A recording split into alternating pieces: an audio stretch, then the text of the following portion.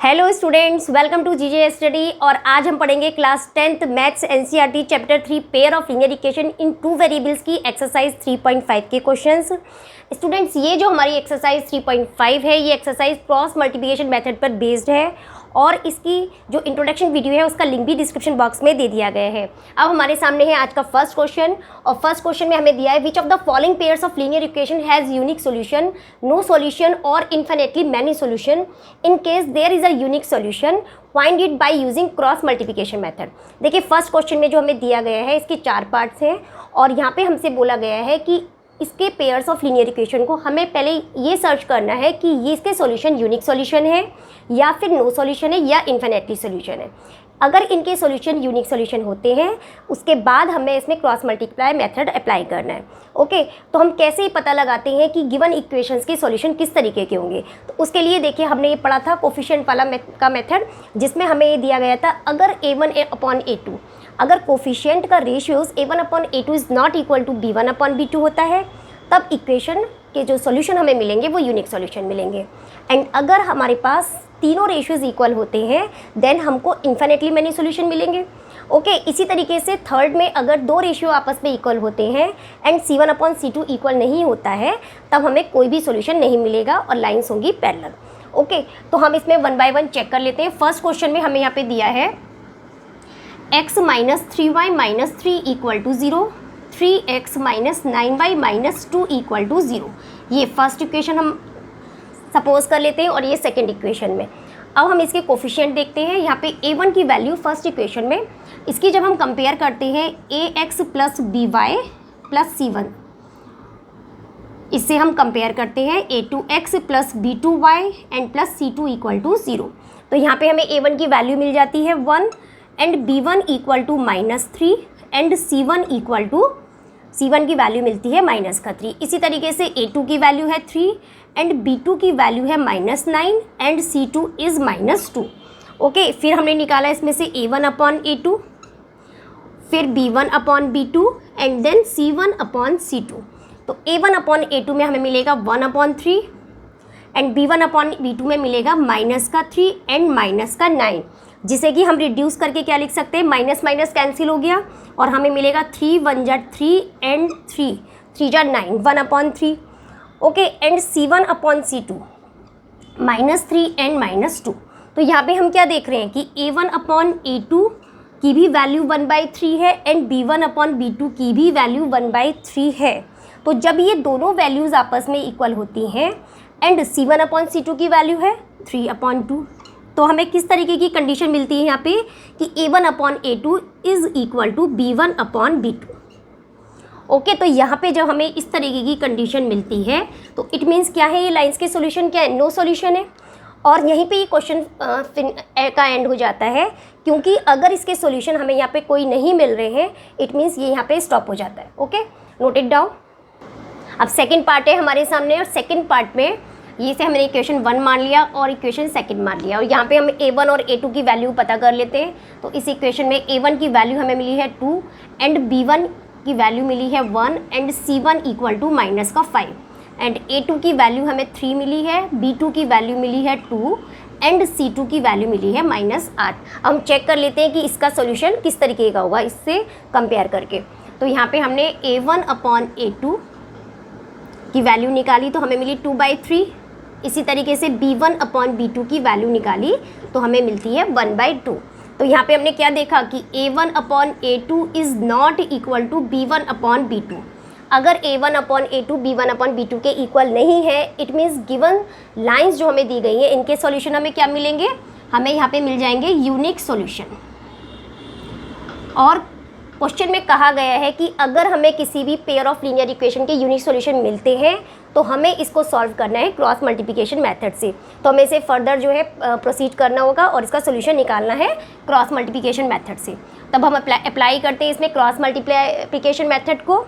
तो इसमें हमने क्या करा, कैसे हमने आपको बताया था कि हमें कैसे इसको अप्लाई करना है। तो हमने इसमें लिया x, y एंड 1।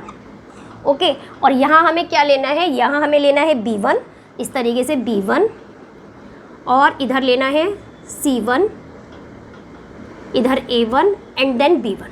ओके, इसी तरीके से b2, c2 A2 and B2। Okay, तो इस तरीके से हमको इनको सॉल्व करना है। अब यहाँ पे जो भी हमें कोफिशिएंट लिखे गए हैं उसकी वैल्यू को यहाँ पे लिख लेते हैं। B1 के प्लेस पे हमें क्या दिया गया है 1, तो हमने यहाँ पे लिख लिया 1 एंड C1 के प्लेस पे हमें दिया गया है -5। देखिए इसको आप ये देखिए कि हम B1 से ही स्टार्ट करते हैं, B से ही स्टार्ट करते हैं और B पे ही ख़त्म करते हैं। ओके, और A1 की वैल्यू यहाँ पे दी गई है 2 और B1 के प्लेस पे 1। इसी तरीके से B2 के प्लेस पे आया 2 एंड C2 के प्लेस पे हमने लिखा -8 and A2 is 3 and B2 is 2। इस तरीके से हमने ये वैल्यूज़ पुट कर ली। अब इसमें हमें क्रॉस मल्टीप्लिकेशन मेथड यूज़ करना है। इस तरीके से इनकी क्रॉस मल्टीप्लिकेशन करनी है और हमें क्या मिलेगा x अपॉन यहाँ पे अभी देखिए 1 की मल्टीप्लाई हमें करनी है -8 के साथ, तो 1 मल्टीप्लाई -8 और देन उसके बाद हमें लगाना है माइनस का साइन एंड फिर 2 की मल्टीप्लाई करनी है -5 के साथ, 2 मल्टीप्लाई -5। ओके, इसी तरीके से y अपॉन हमें लेना है -5 की मल्टीप्लाई करनी है 3 के साथ, -5 मल्टीप्लाई 3 एंड फिर हमें करनी माइनस का साइन लगाया और फिर उसके बाद -8 की 2 से मल्टीप्लाई करनी है -8 एंड मल्टीप्लाई 2। इसी तरीके से 1 के लिए हमें इसमें क्या लेना है 2 की मल्टीप्लाई 2 से की, तो 2 मल्टीप्लाई 2 एंड माइनस का साइन, माइनस के साइन के बाद में हमें करनी है 3 की 1 से मल्टीप्लाई, 3 मल्टीप्लाई 1। तो हमको यहाँ पे क्या मिल जाता है, हमें मिल जाएगा x अपॉन, इसे सॉल्व कर लेते हैं। 1 multiply -8 is -8 and minus minus होके यहाँ पे हो गया प्लस एंड हमें मिल गया 10।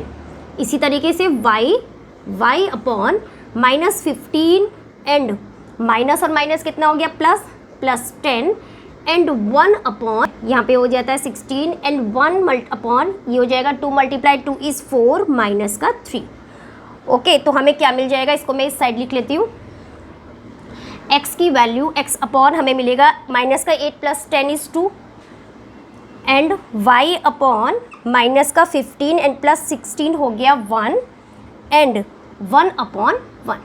तो अब हम क्या करेंगे, इसको हम इसके इक्वेट कर देंगे तो हमें क्या मिलेगी value x upon 2 equal to 1 upon 1 is 1 होता है, तो हमें यहाँ से मिल जाती है x की 2 वैल्यू। इसी तरीके से फिर हम y अपॉन 1 को इक्वल करेंगे 1 के, तो हमें यहाँ मिल जाती है y की वैल्यू 1। तो इस तरीके से x equal to 2 and y equal to 1, हमें यहाँ पे x और y की वैल्यू हमें यहाँ पे मिल जाती है। अब इसका थर्ड पार्ट लेते हैं। थर्ड पार्ट में हमें यहाँ पे दिया गया है इक्वेशन, हमने 1 एंड 2 डाल ली इसमें और हम चेक करके इसमें हमें फाइंड करना है कि इसके किस तरीके के सॉल्यूशंस होंगे। ओके, तो यहाँ पे हमें a1 की वैल्यू हमें मिल गई यहाँ पे 3। फर्स्ट इक्वेशन को हमने स्टैंडर्ड फॉर्म से कंपेयर किया तो यहाँ पे हमें a1 की 3 वैल्यू मिल जाती है एंड b1 की value -5 and c1 equal to -20। इसी तरीके से a2 equal to 6 and b2 equal to -10 and c2 equal to -40। तो ये हमें यहाँ पे सब कोफिशिएंट की वैल्यू मिल गई है। अब हम a1 अपॉन a2 सभी रेशियोज़ की वैल्यू यहाँ पे फाइंड कर लेते हैं। a1 अपॉन a2 हमें मिलता है 3/6, b1 अपॉन b2 की वैल्यू हमें मिलती है -5 upon -10 and c1 upon c2 की वैल्यू मिलती है -20 अपॉन -40। ओके, जब हम फर्स्ट रेशियो को रिड्यूस करते हैं तो इसकी वैल्यू हमें मिलती है 1/2। इसी तरीके से इसे रिड्यूस करने पे वैल्यू मिलेगी 1/2 एंड इसे रिड्यूस करने माइनस माइनस कैंसिल हो गया और 20/40 इज़ 1/2।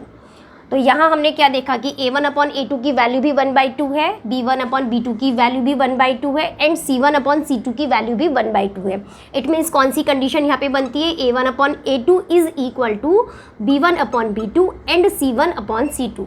जब इस तरीके की कंडीशन अराइज होती है तो क्या मिलता है हमें, किस तरीके का सोल्यूशन होता है, तब ये जो लाइन्स हैं इनके होंगे इन्फिनेटली मैनी सोल्यूशन। तो यहाँ हम लिख देंगे these lines have infinitely many solution. यहाँ हमें इन्फिनेटली मैनी सोल्यूशन मिलते हैं और क्वेश्चन के अकॉर्डिंग हमें तभी फर्दर प्रोसीड करना है जब इसके यूनिक सोल्यूशन होंगे। तो ये क्वेश्चन यहीं पे स्टॉप हो जाता है। अब इसका फोर्थ पार्ट लेते हैं। फोर्थ पार्ट में हमें इक्वेशन 1 एंड 2 दी गई है और साथ में इसके कोफिशिएंट भी मैंने यहाँ पे लिख लिए हैं। अब इसके कोफिशिएंट को हम कंपेयर कर लेते हैं और देखते हैं कि इस इक्वेशन के किस तरीके के सोल्यूशन हमें यहाँ पे मिलेंगे। तो यहाँ पे हमने a1 अपॉन a2 की वैल्यू पुट करी तो हमें मिला 1/3। इसी तरीके से b1 अपॉन b2 की वैल्यू पुट करी तो -3 एंड -3 एंड C1/C2 की वैल्यू लिखी तो -7/-15। तो यहाँ पे आप ये देख रहे हैं कि A1/A2 की वैल्यू मिलती है हमें 1/3 एंड B1/B2 की वैल्यू क्या मिलती है, इसको हम सॉल्व करके लिख देंगे 1। तो B1/B2 की यहाँ पे हमें मिलती है value 1। It means A1/A2 is not equal to B1/B2। जब हमारे ये दोनों रेशियोज इक्वल नहीं होते हैं तो किस तरीके की लाइंस के सॉल्यूशंस होंगे, यूनिक सॉल्यूशन। इस तरीके की कंडीशन यहाँ पे अराइज हो रही है, तो इट मीन्स क्या हुआ कि लाइंस हैज़ यूनिक सॉल्यूशंस। तो इन लाइंस के यूनिक सॉल्यूशंस होंगे, और क्योंकि इनके यूनिक सॉल्यूशन है तो अब इनके सॉल्यूशन हमें क्रॉस मल्टीप्लिकेशन मेथड से फाइंड करने हैं। ओके, तो यहाँ पे हम इसका क्रॉस मल्टीप्लिकेशन मेथड यूज़ करेंगे। इसको मैं रद्द कर देती हूँ यहाँ से।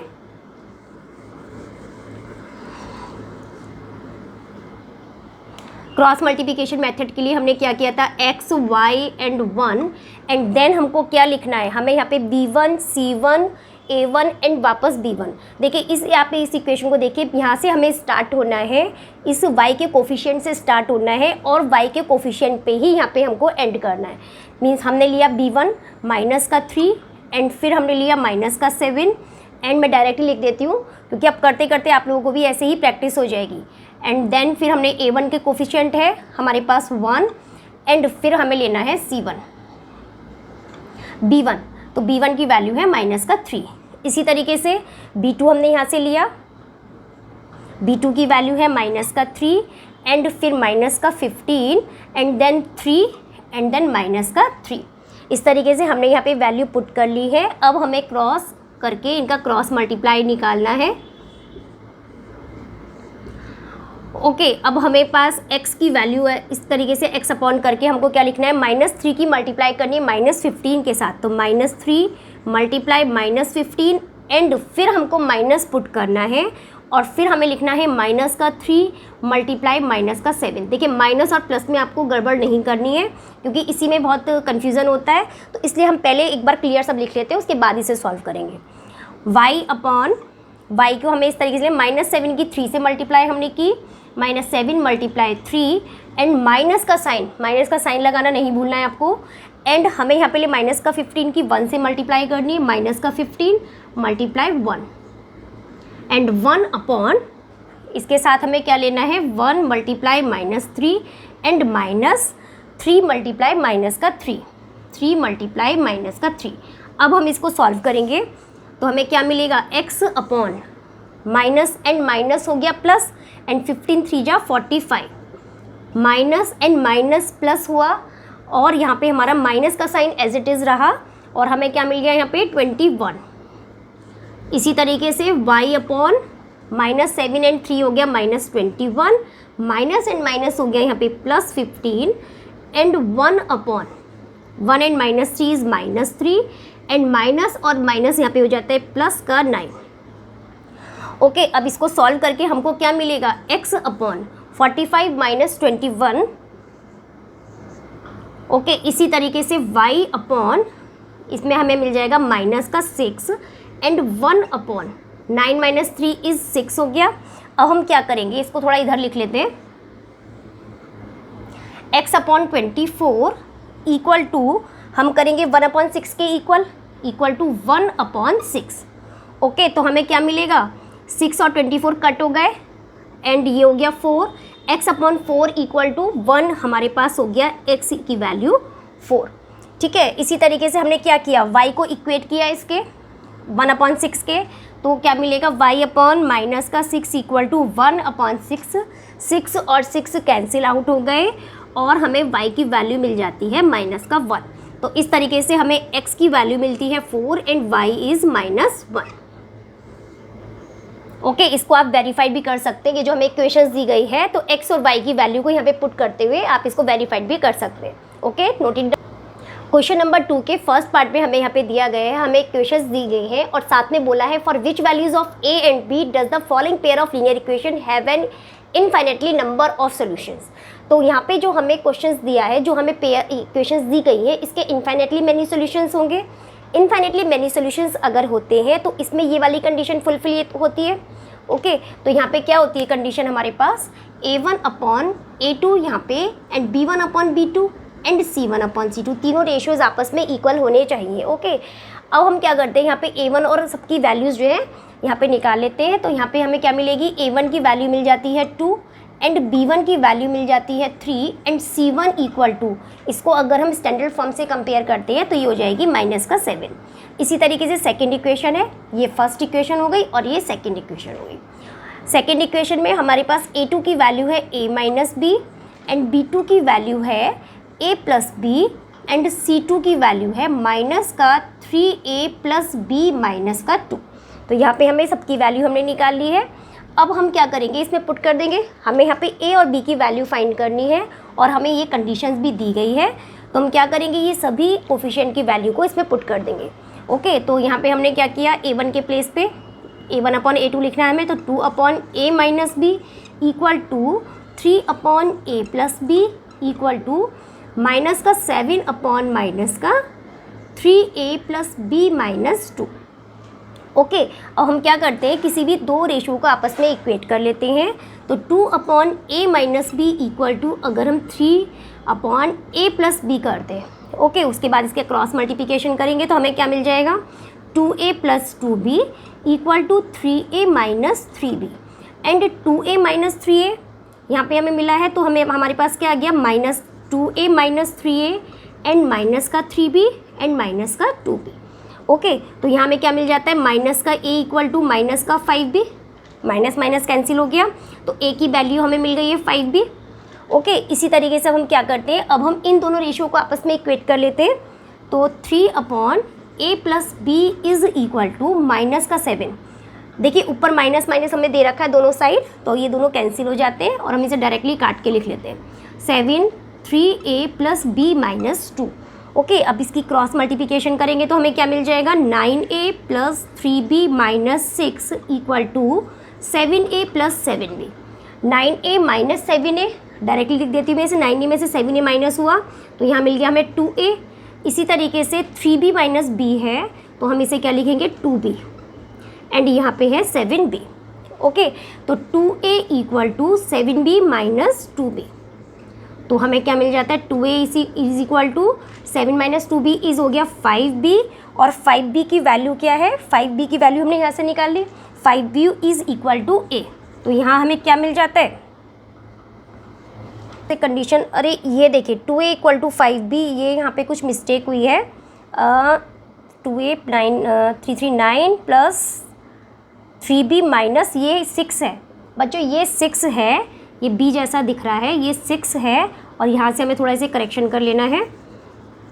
तो ये 9A प्लस 3B, तो हमने यहाँ पे क्या लिखा, 9A माइनस का 7A माइनस 6 इक्वल टू, और B को हम उस साइड ले लेते हैं, 7B माइनस का 3B। तो हमें क्या मिल जाएगा यहाँ पे, 2A minus 6 equal to 7B minus 3B is 4B हो गया। ओके, तो अब हम क्या करा हमने, 2A माइनस 4A, ये हो गया है 4B। ओके, अब हम क्या करेंगे, 2A माइनस का 4B इक्वल टू 6 हमने लिख दिया। अब यहाँ पे हम ये देख रहे हैं कि A की वैल्यू हमें मिली है 5B, तो A के प्लेस पे हम 5B लिख लेते हैं। तो यहाँ हमने लिख लिया 5B माइनस का 4B इक्वल टू 6। ठीक है, तो ये टर्म क्या बन जाएगी, इसे इधर लिख लेती हूँ मैं, 10B माइनस का 4B इक्वल टू 6। तो हमें मिल गया 6B इक्वल टू 6 और B की वैल्यू मिल गई है 1। ओके, तो B की वैल्यू हमारे पास 1 आ गई है, तो A की वैल्यू क्या हो जाएगी, A इज़ 5B है, तो A की वैल्यू हो जाएगी 5 × 1, 5 हो गई। तो इस तरीके से हमारे पास A की वैल्यू आ जाती है 5 and B equal to 1। A और B की वैल्यू हमें यहाँ पे मिल गई है। इस वैल्यू को हम इसमें पुट करके भी इसको वेरीफाई कर सकते हैं। ओके, करते हैं अब इसका सेकंड पार्ट, और सेकंड पार्ट में हमें यहाँ पे दिया है, for which value of K will the following pair of linear equation have no solution. तो यहाँ पे हमें इक्वेशंस दी गई हैं, पेयर ऑफ लीनियर इक्वेशंस दी गई हैं और साथ में हमें ये भी कंडीशन दी गई कि ये किस तरीके की इक्वेशंस है, ये ऐसी इक्वेशंस हैं जिसके कोई भी सॉल्यूशन नहीं है, मीन्स इस तरीके का केस इसमें अराइज होने वाला है। तो हमें यहाँ पे कंडीशन दी गई है, तो हम इसमें क्या कर लेते हैं, इसकी कोफिशिएंट की वैल्यू पुट कर लेते हैं। यहाँ पे हमें A1 की वैल्यू दी गई है 3 and B1 equal to 1 and C1 की वैल्यू दी गई है -1। इसी तरीके से सेकेंड इक्वेशन में A2 की वैल्यू दी गई है 2K माइनस 1 एंड B2 की वैल्यू दी गई है K माइनस 1 एंड C2 की value is -2K plus 1। Okay, तो क्योंकि इसमें कौन सी कंडीशन अप्लाई होनी है, A1/A2 equal to B1/B2 and not equal to C1 upon C2। ये वाली कंडीशन में हम यहाँ पे वैल्यूज़ पुट करते हैं। तो A1 के प्लेस पे हमने क्या लिखा है यहाँ पे 3/2k-1 equal to, and B1 के प्लेस पे हमने लिखा 1 एंड B2 इज़ k-1। ये भी लिख लेते हैं -1 अपॉन -2k + 1। ओके, तो हम इन दोनों वैल्यूज़ को इक्वेट या इक्वल है इनको सॉल्व कर लेते हैं। सॉल्व करने पे हमें क्या मिल जाएगा 3k-3 इक्वल टू 2k-1। तो हमें क्या मिलेगा 3k-2k is k and -1 + 3 equal to 2। तो यहाँ पे हमें क्या मिल जाती है, k की वैल्यू मिल जाती है 2। k की वैल्यू को अगर हम इसमें पुट करते हैं, इस इक्वेशन में पुट करते हैं और फिर हम इसके कोफिशिएंट पे वैल्यू रख के चेक करते हैं तो हमें यही वाली कंडीशन मिलती है। आपको इसको वेरीफाई भी कर सकते हैं। ओके स्टूडेंट्स, अब करते हैं इसका थर्ड क्वेश्चन। थर्ड क्वेश्चन में हमें दिया है solve the following pair of linear equation by the substitution method and cross multiplication method. तो हमें यहाँ पे इक्वेशंस दी गई हैं लीनियर इक्वेशंस, और हमें इसको सब्स्टिट्यूशन मेथड से भी सॉल्व करना है और क्रॉस मल्टीप्लिकेशन मेथड से भी सॉल्व करना है। ठीक है, फर्स्ट हम इसको करते हैं सब्स्टिट्यूशन मेथड से सॉल्व। सब्स्टिट्यूशन मेथड में हमने क्या किया था, सब्स्टिट्यूशन मेथड में हमने किसी एक वेरिएबल को दूसरे वेरिएबल की टर्म में लिखा था, है ना, और उसके बाद ही हमने इसकी वैल्यू फाइंड करी थी। तो ऐसे ही हमें करना है। ये इक्वेशन नंबर 1 है और इक्वेशन नंबर 2 है। तो कोई भी हम इक्वेशन ले सकते हैं और किसी भी की वैल्यू, किसी भी वेरिएबल की वैल्यू अनदर वेरिएबल की टर्म में हम इसको कन्वर्ट कर लेते हैं। तो हमने जैसे सेकेंड इक्वेशन ली 3x + 2y = 4। ओके, तो यहाँ हम क्या करते हैं, x की वैल्यू निकाल लेते हैं। तो हमें क्या मिलेगा 3x = 4 - 2y। ओके, तो ये जो x के संग में 3 है इसको हम लिख लेते हैं नीचे। ठीक है, तो यहाँ हमें x की वैल्यू मिल जाती है y की टर्म में। अब हम क्या करेंगे, इस x की वैल्यू को सब्स्टिट्यूट करेंगे फर्स्ट इक्वेशन में। देखिए, जिस इक्वेशन से हमने वैल्यू निकाली है उसमें ही हमको इसको पुट नहीं करना है, हमें इसको अनदर इक्वेशन में पुट करना है। तो हम क्या करेंगे, put the value of x। हमने x की वैल्यू को इन इक्वेशन 1, क्योंकि हमने सेकंड इक्वेशन से हमने वैल्यू निकाली है, तो हमें इसको फर्स्ट इक्वेशन में पुट करना है। तो हमने इसकी वैल्यू को इक्वेशन फर्स्ट में पुट किया और हमें क्या मिला, x के प्लेस पे हमें ये वैल्यू लिखनी है। तो हमने क्या लिखा 4 - 2y / 3 एंड +5y = 9। ओके, अब इसको सॉल्व कर लेते हैं। तो हमें क्या मिलेगा, अंदर हमने मल्टीप्लाई की तो हमें मिला 32 - 16y / 3 + 5y = 9। जब इसका हमने एलसीएम लिया तो हमें क्या मिलेगा 32 - 16y एंड 3 5 जब 15, यहाँ हो गया 15y / 3 = 9। ओके, तो इससे हमें क्या मिलेगा, इसको हम इस साइड लिख लेते हैं 32 - 16y। देखो -16y + 15y है, तो यहाँ पे क्या आ गया हमारे पास माइनस का y एंड अपॉन हमारे पास आया है 3 को हमने 9 के साथ मल्टीप्लाई करा और डायरेक्ट हम इसे लिख देते हैं यहाँ पे 27। ओके, तो यहाँ पे हमें क्या मिल जाएगा 32 - 27 = y और y की वैल्यू मिल गई है 5। ओके, अब इस y की वैल्यू को हमने पुट किया इस इक्वेशन में, तो हमें क्या मिलेगा, y की वैल्यू को, ये जो हमने x की टर्म में इसकी वैल्यू निकाली है इसमें हमने पुट किया, तो हमें क्या मिल जाएगा x = 4 - 2y, y के प्लेस पे 5 लिखना है हमें, तो मिल गया यहाँ पे 10 एंड अपॉन 3। x = -6/3 = -2। तो हमें क्या मिला, x की वैल्यू मिल गई है -2 एंड y इज़ 5। तो x और y की वैल्यू हमें यहाँ पे सब्स्टिट्यूशन मेथड से मिल गई है। इस वैल्यू को हम यहाँ पे लिख लेते हैं x = -2 एंड y = 5। अब करते हैं इसे क्रॉस मल्टीप्लिकेशन मेथड से। ओके, अब हम इसे करेंगे क्रॉस मल्टीप्लिकेशन मेथड से सॉल्व। जब हमने सब्स्टिट्यूशन मेथड से इसे सॉल्व किया था तो हमारी क्या वैल्यू आई थी, x की वैल्यू आई थी -2 एंड y की वैल्यू आई थी 5। देखिए, कोई सा भी मेथड अगर आप लेते हैं, चाहे वो सब्स्टिट्यूशन मेथड हो, क्रॉस मल्टीप्लिकेशन मेथड हो, एलिमिनेशन मेथड हो या ग्राफिकल मेथड हो, कोई भी मेथड अगर आप लेते हैं तो हमारी वैल्यू यही आने वाली है। क्यों? क्योंकि हर मेथड से इसका क्या मिलेगा, सेम सॉल्यूशन, मतलब हमें क्या मिलने वाला है, यूनिक सॉल्यूशन मिलने वाला है। ओके, तो अब हम इसको करेंगे क्रॉस मल्टीप्लिकेशन मेथड से। तो इसमें हमने क्या किया, x, y एंड 1। तो यहाँ पे हमने क्या कोफिशिएंट की value Lee, b1, c1, a1 and b1। तो यहाँ पे b1 क्या है, b1 की वैल्यू हम डायरेक्ट लिख देते हैं इसको। b1 की वैल्यू है 5 एंड c1 इज़ माइनस का 8x + 5y is -9 and a1 की वैल्यू हो गई है 8 एंड b1 इज़ 5। इसी तरीके से B2 की वैल्यू है यहाँ पे 2 एंड C1 इज़ माइनस का 4 and A1 is 3 and B1 is 2, B2 is 2।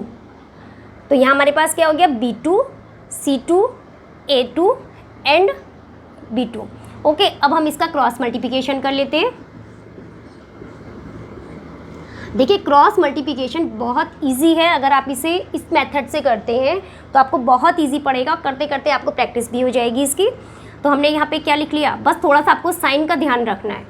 x upon यहाँ पे मैं 5 की मल्टीप्लाई -4 के साथ करनी है, जल्दीबाजी इसमें नहीं करनी है। एक बार आपको इसको ऐसे ही लिख लेना है, उसके बाद इसको सॉल्व करना है ताकि साइन की कोई मिस्टेक ना हो। उसके बाद हमें क्या करना है, जब हमने एक बार मल्टीप्लाई कर दिया फिर हमको लगाना है माइनस का sign and then 2 multiply minus का 9 इक्वल टू y। अब y पे हमें क्या लेना है, माइनस का 9 एंड 3, माइनस का 9 मल्टीप्लाई 3 माइनस का sign and then -4 and 8, minus का 4 मल्टीप्लाई 8 इक्वल टू 1 अपॉन, यहाँ हमको लेना है 8 मल्टीप्लाई 2 फिर माइनस एंड देन 3 मल्टीप्लाई 5। अब हमें इसको सेकेंड स्टेप में सॉल्व करना है।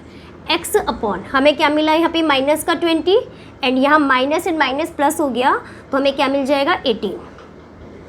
इसी तरीके से y अपॉन माइनस का 27 minus minus plus and 32 equal to 1 upon 16 minus 15। तो हमें यहाँ पे क्या मिल गया, x अपॉन माइनस का 20 प्लस 18 इज़ माइनस का 2 and y upon minus 27 plus 32 is 5 and 1 upon 1। Okay, जब हमने x को इसके इक्वेट किया तो हमें क्या मिल जाएगा, यहाँ पे लिख लेते हैं हम इस चीज़ को, x अपॉन -2 इक्वल टू 1, तो x की वैल्यू मिल गई है -2। इसी तरीके से हमने y के इस रेशियो को इक्वेट किया 1 के, तो हमें क्या मिल जाएगा, y की वैल्यू मिल जाएगी 5। तो यहाँ पे हमें क्या मिला, x की वैल्यू मिली -2 एंड y इज़ 5, तो हमें यहाँ पे x और y की वैल्यू मिल गई है। देखो यहाँ पे भी हमें x और y की वैल्यू क्या मिली, -2 एंड 5। सब्स्टिट्यूशन मेथड से हमने निकाला था तो उससे भी हमें मिली थी -2 एंड 5। तो इस तरीके से किसी भी आप मेथड का यूज़ करेंगे तो x और y की वैल्यू सेम होने वाली है। ओके स्टूडेंट्स, तो ये पार्ट 1 वीडियो थी और आगे के क्वेश्चन के सोल्यूशन के लिए मिलते हैं पार्ट 2 वीडियो में। Thank you.